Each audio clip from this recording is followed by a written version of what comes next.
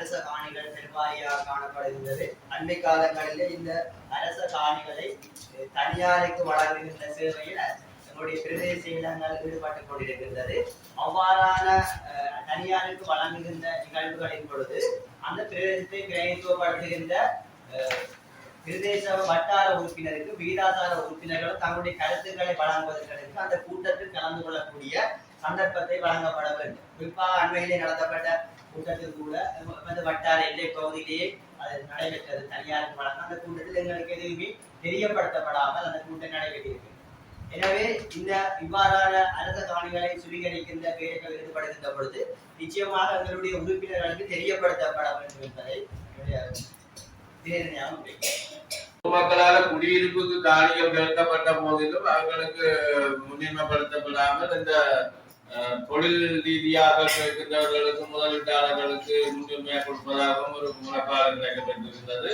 அதையும் இதில் கருத்தில் கொண்டு கட்டாய குடியிருப்புக்கு அத்தியாவசியமா தேவைப்படுகிறவர்களுக்கு முன்னுரிமை அடிப்படையில் அதை வழங்கிய பிற்பாடு தான் முதலீட்டாளர்களுக்கு வழங்கணும் என்பதை இந்த கருத்தை நான் இதில் தெரிவித்தேன்.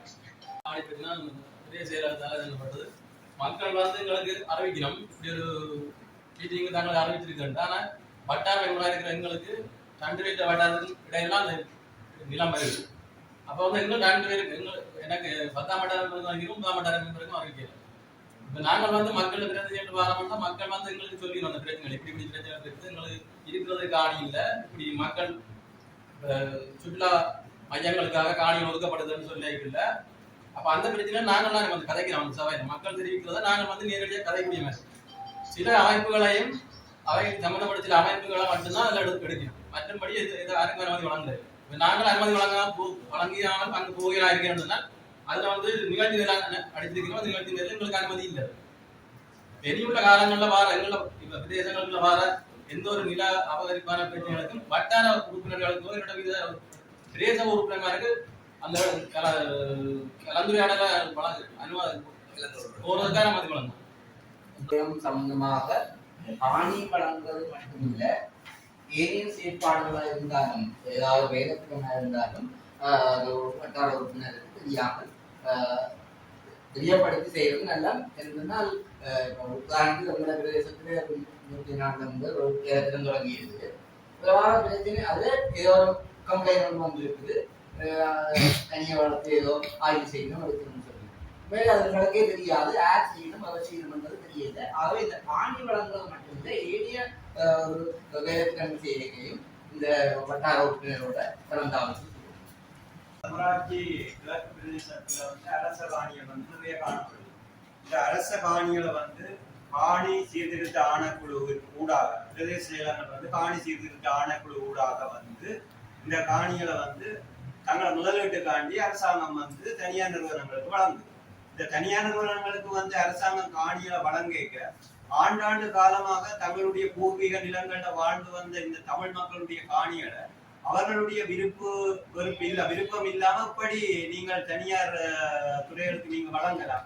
என்னன்னு சொன்னா ஆண்டாண்டு காலம் உங்களோட மக்கள் வாழ்ந்து வந்த அந்த நிலங்கள்ல அவர்களுடைய விவசாயமாக இருக்கலாம், கால்நடை வளர்ப்பா இருக்கலாம், மீன்பிடிக்கு தேவையான நிலங்களாக இருக்கலாம். அந்த நிலங்களை நீங்கள் வந்து மக்கள விருப்பம் இல்லாமல், மக்கள் பிரதிநிதிகள்கிட்ட விருப்பம் இல்லாமல் நீங்க எப்படி அரசாங்கம் வந்து பிரதேச செயலகங்கள் ஊடாக காணி சீர்திருத்த ஆணைக்குழு ஊடாக வழங்கலாம்?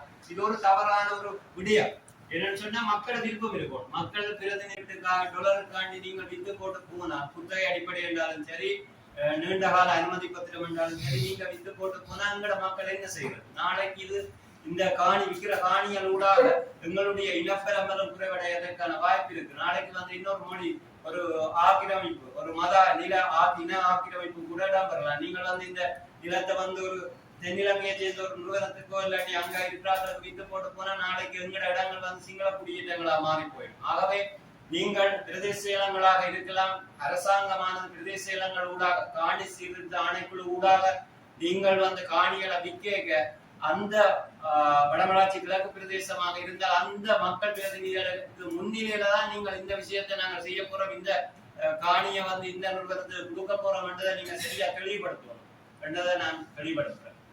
விடயங்களையும் பிரதேச வட்டார உறுப்பினர் உள்வாங்கப்பட வேண்டும். இப்ப மத்தியில் இருக்கிற அரசாங்கம் செய்கிற வேலைகள் மக்களால் தெரிவு செய்யப்படுற எங்களுக்கு அனுமதி வழங்காமல் புதிய புதிய தகவல்களை எல்லாம் தலைவராக்கிவிட்டு எங்களை எல்லாம் புறங்கடிக்கிவிட்டு வேறு ஆட்களை கொண்டு வந்து மக்களுடைய அபிப்பிராயத்துக்கு அவர்களை நியமிப்பதை ஏற்றுக்கொள்ள முடியாது. உண்மையிலேயே திருப்பி சொல்வது அந்த வட்டாரத்தில் இருக்கின்ற விகிதாசார வேட்பாளரை உருவாக்குங்கள், வெற்றி பெற்ற வேட்பாளரை உருவாங்கள். நாங்கள் புதிதாக தலைவரை உருவாக்கிவிட்டு அவர்களை தலைவராக காட்டினால் இனி நடக்கின்ற அரச ஆணித்தரமா அடித்தோங்க. இனி நடக்கின்ற அரசாங்கத்திலே செயற்பாடுகள் கலந்துரையாடல்கள் பதினகரோடு கலந்துரையாடல் நடக்கும். இது கட்டாயம் நடக்கும். கடந்த காலங்களில் மக்கள் வேண்டாம் ஒருபோடு கூட்டங்களுக்கு கேட்கிறார்கள், நான் போவா விடவா, இது ஒரு கட்சியை வளர்க்கிற செயற்பாடு கேட்கிறார்கள். தொடர்ந்து இவ்வாறான செயற்பாடுகள் எங்களுடைய அரசாங்கத்தினுடைய செயற்பாடு இயங்க விடாமல் தடுக்கின்ற செயற்பாடாக தான் இது பார்க்கப்படும். எனவே சகல விடயங்களுக்கும் அந்தந்த வட்டாரத்துக்குரியவர்களை உள்வாங்க கூட்டம் நடக்குமா இருந்தால் இனி அந்த அரசு செயற்பாடு செயற்படுத்த முடியாத நிலை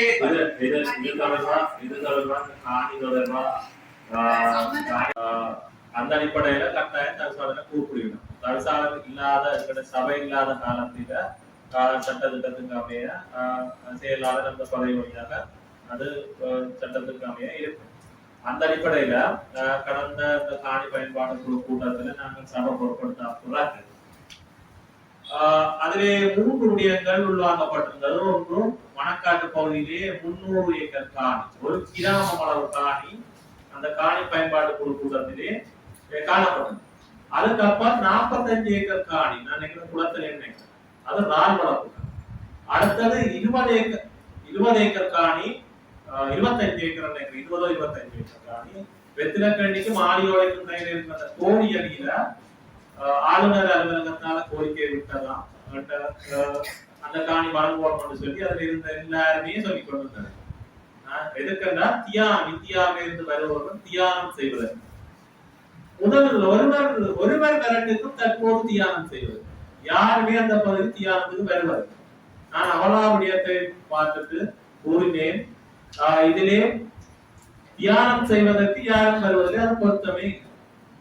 அடுத்ததாக 300 ஏக்கர் காணி நீர் விளையாட்டு, 300 ஏக்கர் காணி நீர் விளையாட்டு இவ்வாறான விளையாட்டு இடங்களுக்கு புனரமைப்பதற்கு கோரியிருந்தார்கள். மணக்காடு 300 ஏக்கர் காணி நீர் விளையாட்டுக்கு 10 அடி மண் எடுத்தாலே பல கோடி ரூபாய் அவர்களுக்கு லாபம். இது எங்களுடைய மக்களுடைய பூர்வீக நிலங்களை பலர் செல்வந்தர்கள் சூறையாடுவதற்கும் தங்களுடைய பணத்தை பெருக்குவதற்கும் ஒரு சிலர் எங்களுடைய நாட்டில் எங்களுடைய பகுதியில் இருக்கிற ஒரு சிலர் அதனை தங்களுடைய இருக்கின்ற அந்த அதிகாரங்கள் தங்களுடைய இருக்கின்ற அந்த பொறுப்புகளை அவர்களுக்கு வழங்குவது ஊடாக அவர்கள் அந்த எங்களுடைய நிலம் பூர்வீகம் மக்கள் தொடர்பாக சிந்திக்காமல் வழங்குவது ஊடாக எங்களுடைய மக்கள் தான் பாதிக்கப்படும். அந்த அடிப்படையில அந்த 3 விடயத்துக்கு நான் கூறியிருந்தேன். இந்த 3 விடயத்துக்கு நான் எதிரானவர். அதுல இருந்து அத்தனை பேரு பலர் இருந்தார்கள், பல உத்தியோகத்தர் இருந்தார்கள், பல திணைக்களங்கள் இருந்தது. அந்த இடத்திலே நான் மட்டும்தான் தெரிவித்தேன், இந்த 3 விடயத்துக்கு நான் எதிர், இதுக்கு எந்த காரணங்களும் நான் உடன்பட போவதில்லை என்று தெரிவித்ததன் அடிப்படையிலே இதனை மருதங்களில் நடந்த அடுத்த வருஷ டிசிசி கூட்டத்திலே சமர்ப்பிக்கணும் என்று நான் சொல்லியிருந்தேன். இது மக்களுடைய அபிப்பிராயம் பெறப்பட்டது என்று சொன்ன அந்த இடத்துல மக்கள் அதிகளவாக பல கிராமங்களின் ஒவ்வொரு அமைப்புகள் வருவார்கள், மக்கள் பிரதிநிதிகள் வருவார்கள். அந்த இடத்துக்கு நீங்கள் அதனை சமர்ப்பிக்க சொல்லி கூறியிருந்தேன். நான் கூறினதை கூறாயிலே கட்டாயம் அதிலே வரும். அந்த அடிப்படையிலே நான் காணி பயன்பாடு குழு கூட்டத்திலே நான் அனுமதி வழங்க வேண்டும். அந்த அடிப்படையிலே டிசிசி கூட்டத்துக்கு வந்து அது வழங்கக்கூடாது. டிசிசி கூட்டத்திலே அந்த 3 விடயத்துக்கும் அந்த வழங்குவதா ஏதாவது தனியாக வழங்கலான்னு தனியாக இந்த கூட்டம் வைக்கணும்னு சொல்லி டிசிசி சேர்மன் சொல்லி போட்டோம். அது அப்படியே மலப்பல் பாதை சொல்லி போட்டு போடணும். ஆனா அது இந்த வரைக்கும் எடுப்பதில்லை. நான் அதுக்கு எதிர்ப்பு. அடுத்தது அண்மை சசிகாந்த் தாக்கல் இந்த வட்டாரத்திற்கு மையமாக 2 பேர் வட்டாரத்தில் வருவதாக தெரிவிக்கின்றனர். ஆனால் அன்றைய தினம் அவர்களுக்கு சசிகாந்த் அவர்களுடைய வட்டாரத்தில் இருந்துதான் பொது அமைப்புகளிடமிருந்து பொது அமைப்புகளும் அது ஒரு பகுதியை மட்டும் அந்த கிராமத்திலே ஒரு 2 கிராமம் அந்த இஎஸ்பி ஒன்றா இருந்தாலும் கிராமங்கள் 2ஆக இருக்கிறதால அந்த பகுதியில் உள்ள மக்களை மட்டும் கூப்பிட்டிருந்தார்கள். 20 ஏக்கர் காணி ஒருவருக்கு சுற்றுலா மையம் சுற்றுலா விடுதிகள் அமைப்பதற்காக கூட்டம் கூடியிருந்தனர். அவசரமாக எனக்கு முதல் நாள் தான் அந்த கடிதம் வந்திருந்தது. அந்த அடிப்படையிலே அந்த கூட்டத்திலே வந்தவர்கள் பொதுமக்கள் முழுதாக அந்த காணி வழங்குவதற்கு எதிர்ப்பு தெரிவித்தார்கள். அடுத்ததாக நான் முழுதாக 100% 200% தெரிவித்திருந்தேன். இந்த காணி வழங்க முடியாது. முதலிலே அந்த பகுதியில் இருக்கின்ற மக்களுக்கு இருப்பதற்கு வாழ்வதற்கு காணியை வழங்கும் பிரதேச செயலாளருக்கு சொல்லியிருந்தேன். முதலில் அதை செய்யும். 2 பேரப்பட்டு கொடுக்குறீர்கள், 2 பேரப்பு போதாது, 4 பேரப்போ 1 ஏக்கரோ 1 ஏக்கர் காணி ஒவ்வொரு குடும்பங்களுக்கும் வழங்கும். வழங்கினால்தான் மக்கள் அங்கே இருந்து தொழில் செய்வார். ஒரு 2 பேரப்ப வழங்கி போட்டு 33 அடி வீடு கட்டுகிறாரு, கிணறு தொழிலுக்கு வீடு கட்ட காணி முடிக்கும். பூர்வீகமா இருக்கிறார்கள் காணி இல்லை. இவ்வாறு 20 ஏக்கர் காணி வழங்குவது என்பது ஏற்றுக்கொள்ள முடியாத நான் அந்த இடத்துல ஆணித்தரமாக தெரிவித்து இது தொடர்பாக பல்வேறு கருத்துக்களும் என்னால் முன்வைக்கப்பட்டுள்ளது. வந்திருந்த மக்களால் முன்வைக்கப்பட்டு அது வழங்குவதில்லை என்ற அடிப்படையிலே அவர்கள் சென்றிருந்தார்கள். அந்த அடிப்படையிலே அவர் காணியை கோரிய நபர் வந்தவுடனே சில கருத்துக்களை முன்வைத்தார்.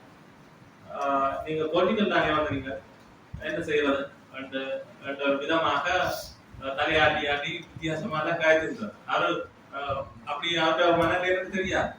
நாங்கள் இதுல வந்தாலும் அந்த அதிகாரம் நாங்க மக்களுக்கு ஆட்சி செய்யணும். மக்களுடைய எங்களுடைய அந்த உணர்வுகள், மக்களுடைய அந்த விருப்பு வெறுப்புக்கு மாறாக எங்களால செய்ய முடியாது, செய்ய மாட்டோம். அதுக்காக மக்கள் எங்களை எல்லாரையும் தெரிஞ்சிருக்கிறோம். நீங்களும் அந்த இடத்துல நாங்கள் கட்சி வேறையா இருந்தாலும் சில விடயங்கள்ல நாங்கள் கட்டாயமாக ஒற்றுமையாக தான் இருப்பீர்கள். அந்த அடிப்படையில நான் அவர்களை கேட்டிருந்தேன். முதலிலே அவருக்கு ஆணியவர்களே எஸ்கேப் ஆகும் கொண்டு இருக்கு. நாங்க முதலிலே உங்களுடைய பாவிலே ஒரு டூரிஸ்ட் ஹோட்டல் அமைத்து சக்சஸாக செய்து காட்டுங்க, அதை முதல் செய்யுங்க. அதுக்கப்புறம் இது தொடர்பாக மக்களுக்கு இவ்வாறு காணிகள் பிரித்த பிறகு மக்களுடைய விருப்போடு ஏதாவது இருந்தால் அது தொடர்பாக பின்னர் யோசிக்கும் என்பதை நான் தெரிவித்து அந்த கூட்டம் வழக்கமான சுற்றுலா பணியாளர்களும் வந்திருந்தார்கள், வைத்தியர் வந்திருந்தார்கள், மற்றும் பிரதேச செயலாளர் மற்றும் பல ஜீவராசிகள் பல்வேறு வட்டைகளோட சம்பந்தப்பட்ட துணைக்கிழமைகள் வந்திருந்தார். அந்த அடிப்படையில அந்த விடயமும் அதிலே நிறுத்தப்பட்டிருக்கிறது.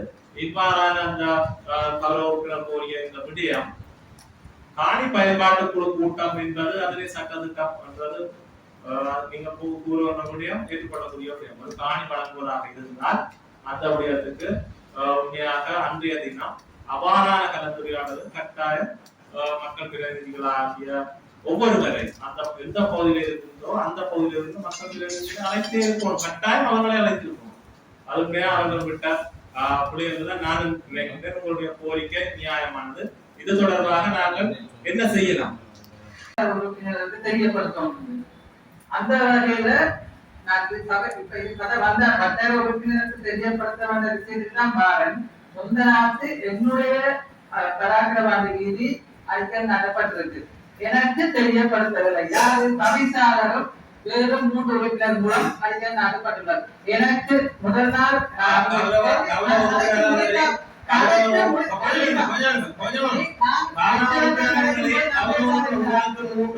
என்னுடைய தொலைபேசியில இருந்து கோல் எடுத்திருக்கிறேன். நீங்கள் நியாயம் சொல்லுங்க. எனக்கு அந்தந்து 3:30 அறிக்கை நாங்க போகிறா. எனக்கு கோல் வந்தது 3:20 3:15. முதல் நாள் அவங்க வேலை செய்ய விசாரத்தை சொல்லியிருக்காங்க. முதல் நாள் பின்னரவே கரையப்பட்டுதான் அறிக்கை நாடப்பட போது கல்யாணம் செய்யணும். எனக்கு அந்த அன்று நாளைக்கு மைனஸ் சம்பந்தமான மக்கள் கலந்துரையாளரும் குழுவிய நியமிக்கிற சம்பந்தமான மீட்டில் செயலாளர்களால் தெரிவிக்கப்பட்டு நாங்கள் செஞ்சிருக்கோம். ஆனால் ஒரு அரவணைத்திய கேப்டுக்குள்ள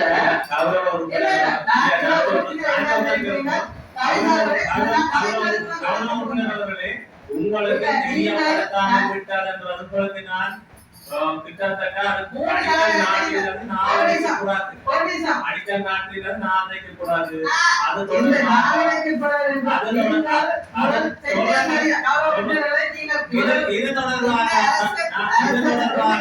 இது தொடர்பாக உங்களுக்கு நான் இதுக்குத்தான் போன் பண்றது தெரிந்து கொண்டு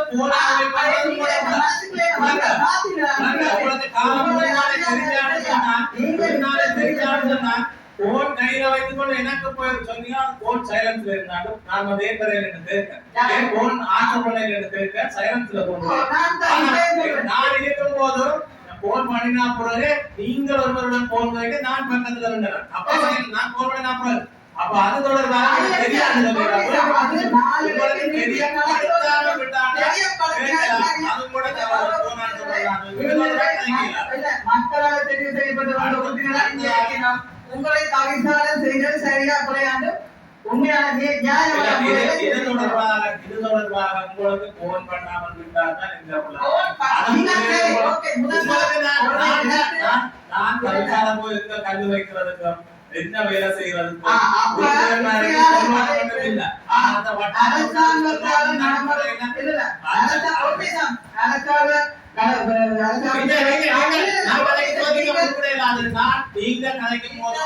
நீங்க கதைக்கும் போது குறுக்குறாக்கு முழு உரிமை விலக்கு நான் கதைக்கும் போது பேராக கொண்டு கதைக்கிறாரு அப்படி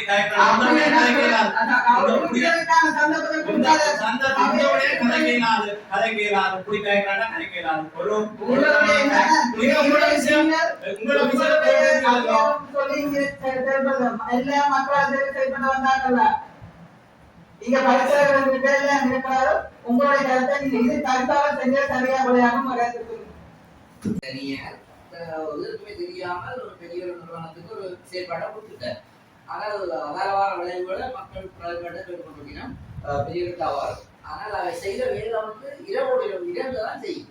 அதுல ஒரு சந்தேகம் வந்தாப்ப நான் உங்களோட ரெண்டோட கலத்தினேன். இது தொடர்பாக நாங்கள் அது கட்டுமானம் மேற்கொள்ளணும்னு சொல்லி அறிவிக்கப்பட்டதுக்காக அதனோட தீர்வு. ரெண்டாவது தனியார் கட்டுமானம் மேற்கொள்ளணும் தவறு உடனடியாக அது எங்களுடைய சமய உத்தியோகம்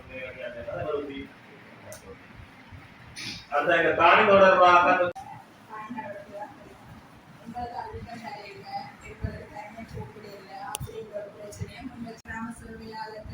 அந்த டிஎஸ் குரூப்ல வந்து தெளிவா தான் போட்டுருக்கேன். சமூக ஆர்வலர் உட்பட அனைவரும் வந்து இந்த பிரச்சனை இருக்குது, இதுக்கான ஒரு விழிப்புணர்வு மீட்டிங் இருக்குது, எல்லாரும் நாங்களோட சொல்லி நாங்க நினைச்சா எனக்கு தனியா லெட்டர் வந்துதான் போகணும்னு இல்லை. நான் போய் என்னுடைய பிரச்சனையா எங்க மக்கள் பிரச்சனையா நான் கதைக்கலாம். எல்லாத்துக்கும் எல்லாமே எதிர்பார்க்க இல்லாது. ஆனா நான் அதுக்காக பிரதேச சபை இந்த வட்டார உறுப்பினர் சொல்லி உள்ள கருத்துத்துற பிரதேச சபைன்னா இங்க எல்லாருக்கும் தெரியணும். பிரதேச சபை உறுப்பினர்னா கருத்துத்துற பிரதேச சபைக்குரிய உறுப்பினர். அது வட்டாரமா வீராசாரம் கதை தேவையில்லை. சரியா? மற்றது அவனுக்கு வேறொரு ஓட்பிழந்து தான் அவனும் வந்திருக்கான். நீங்க சொல்றபடியே உண்மையின்படி சபையை சொல்லி கடைசி அந்த வட்டார உறுப்பினருக்காக அந்த விஷயம் அந்த நேரடியாக மக்கள் பார்த்து தெரிஞ்சிருக்கணும். அவைகளுக்கு அந்த எப்பயுமே மக்களுக்காக சேவை செய்ய வந்தது. அப்ப அவைக்கு என்னன்னு சொல்லிட்டுன்னா எப்பயும் மக்களை பற்றிய சிந்தனையில தான் அவை இருப்பினான். அப்ப எப்பயும் என்ன கிராம சேவையிலாக என்ன பதிவு வந்தாலும் அவ உடனே சில விடயங்களை பேஸ்புக்ல தள்ளிக்கிட்டு இருந்தானே, சில விடயங்களை கலைச்சு கொடுத்தாங்க பேஸ்புக்ல. நான் இத விரோதமா கதைக்கு வரல. என்னன்னு சொன்னாங்க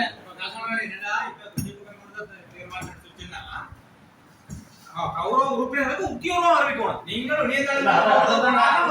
உத்தியோகமாக உறுப்பினர் அறிவிக்கணும். அந்த கடிதத்தில்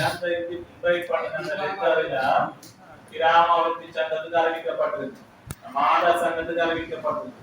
அப்படி ஒவ்வொரு சங்கங்களுக்கும் அமைப்புகளுக்கும் அறிவித்திருக்கிறோம். அதுக்கும் பரதங்கனி கிராம சபை பிரிவுல தானேரி சொல்லி அவையான முடியாது. இயற்கை வண்டங்க எல்லாரும் மலை போடும். அதுக்குள்ள மாடல் சங்கம் கண்டா 2 மலை போடும். கிராமவர்த்தி சங்கம் கண்டா 2 அப்படிதான் செய்திருக்கோம் அந்த கிராம சேவை பிரிவு அடிப்படையில. ஆனால் அவைகளே அந்த அதுல மென்ஷன் பண்ணி அந்த அந்த கடிதத்திலே அடித்திருக்கு.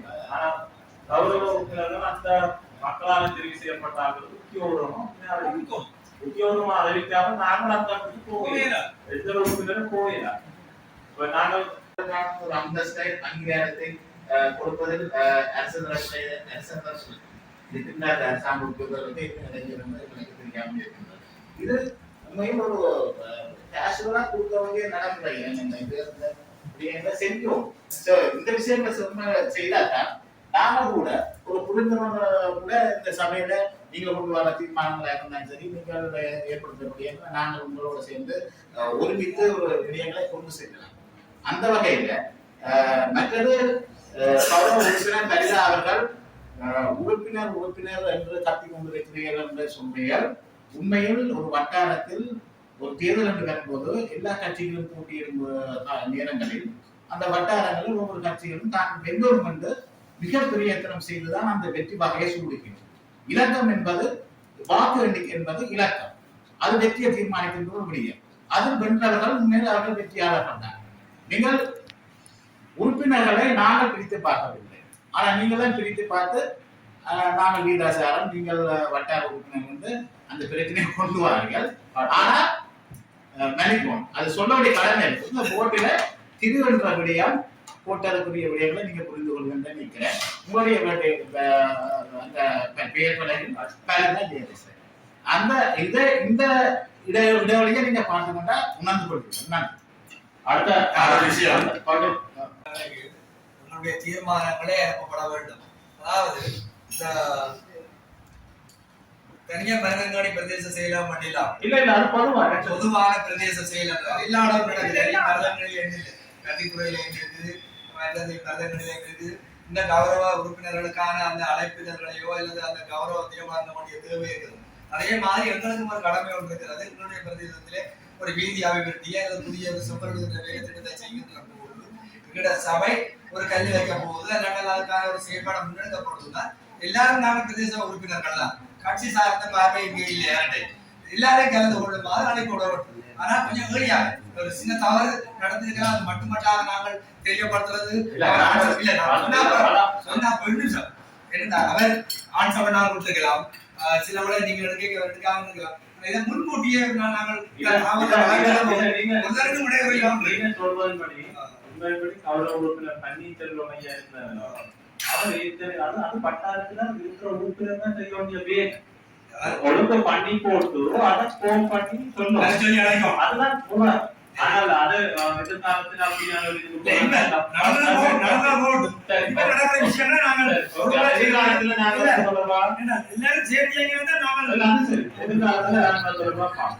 அடுத்ததாக உண்மைப்படி அந்த இன்னொரு